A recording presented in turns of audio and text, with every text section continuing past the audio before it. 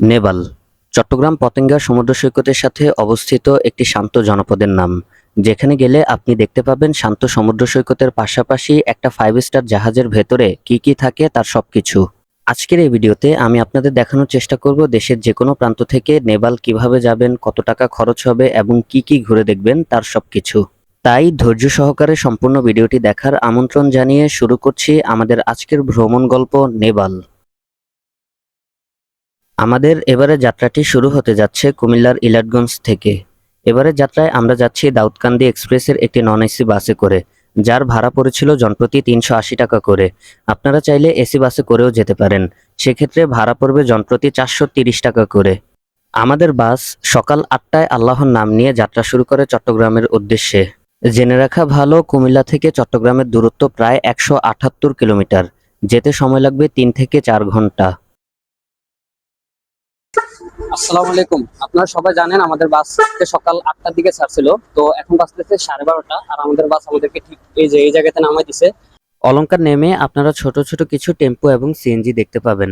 সেগুলোতে করে জনপ্রতি 15 টাকা দিয়ে প্রথমে চলে যেতে হবে টাইগার পাস। সেখান থেকে 10 নম্বর বাসে করে জনপ্রতি 40 টাকা দিয়ে যেতে হবে সিমেন্ট ক্রসিং মোড়ে।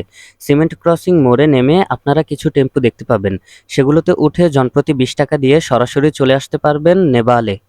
আমরা এখন আছি নেপালে, এটা হচ্ছে চট্টগ্রাম বিমানবন্দরের রাস্তার সাথে। আর এই যে নেপালের ওই বড় জাহাজটা, আমরা এখন ওইখানে ঘুরবো।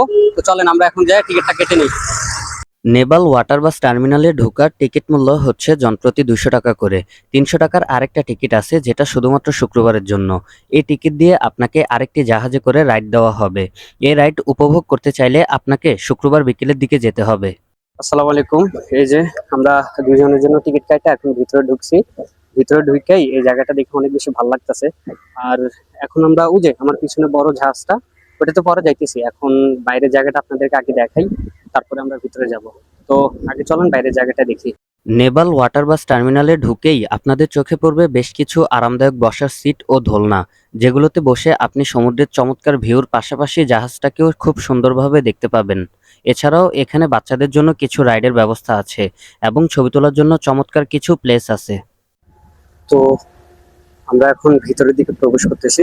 বাইরে এরকম শুধু কিছু বসার জায়গায় আছে, এখান থেকে বসে আপনারা সমুদ্র এবং জাহাজ দুইটাই খুব ভালো দেখতে পারবেন এবং চমৎকার একটা ফিল পাবেন।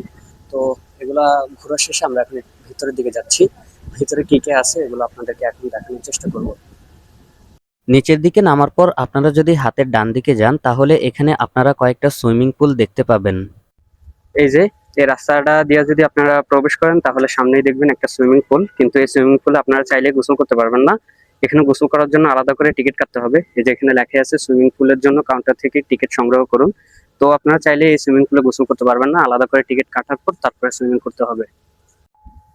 এই যে নিচে আসার পরেও এখানে কিছু বসার জায়গা আছে, এখান থেকে সমুদ্রের ভিউটা আরো বেশি ভালো লাগে। তো এখানেও আরো অনেকগুলা বসার জায়গা আছে আর ছবি তোলার অনেকগুলা প্লেস আছে। তো এখানে এসে আপনারা সমুদ্রকে খুব কাছ থেকে উপভোগ করতে পারবেন একেবারে নিরিবিলিতে, এবং ছবি তোলারও খুব ভালো ভালো প্লেস পাবেন। জাহাজের বাহিরের অংশ ঘোরা শেষে আমরা জাহাজের ভেতরে প্রবেশ করি। জাহাজের ভেতরে ঢোকার পরে একজন ব্যক্তি আমাদের টিকিটগুলো চেক করে। আপনারা টিকিট কাটার পর টিকিটটা ফেলে দিবেন না, কারণ ভেতরে ঢোকার সময় টিকিটটা কাজে লাগবে। ভেতরে ঢোকার পর আপনারা এরকম একটা প্রিমিয়াম লুক পাবেন। নিচ তলাতে এই চেয়ারগুলো ছাড়া তেমন কিছু নাই। আমরা এখন ফার্স্ট ফ্লোরে যাইতেছি। ফার্স্ট ফ্লোরে উঠেই আপনারা একটা ক্যাশ কাউন্টার দেখতে পাবেন। সেখান থেকে জাহাজ চলাকালীন সময়ে টাকা পয়সা লেনদেন করা হয়।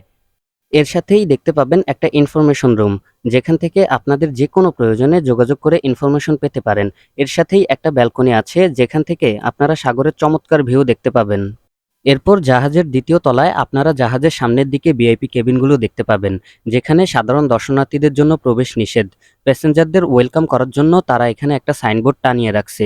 এরপর জাহাজের পিছনের দিকে আপনারা এরকম কিছু বসার সিট দেখতে পাবেন, সেখানে বসেও আপনারা সাগরের চমৎকার ভিউ উপভোগ করতে পারবেন। এরপর জাহাজের তৃতীয় তলায় আপনারা এরকম কিছু বসার সিট পাবেন।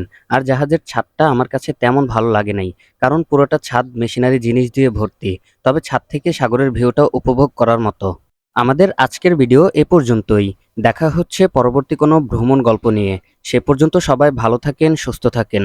আল্লাহ হাফেজ।